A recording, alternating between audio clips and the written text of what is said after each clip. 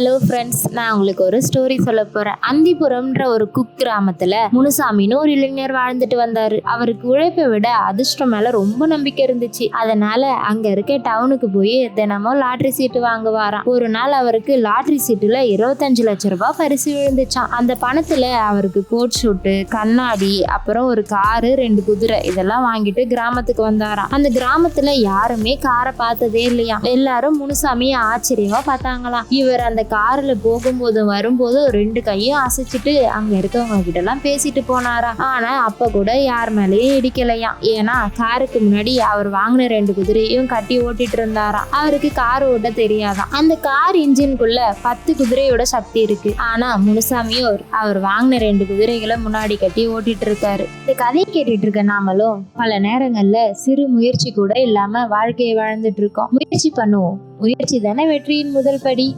இந்த வீடியோ உங்களுக்கு பிடிச்சிருந்தா லைக் பண்ணுங்க, ஷேர் பண்ணுங்க, சப்ஸ்கிரைப் பண்ணுங்க.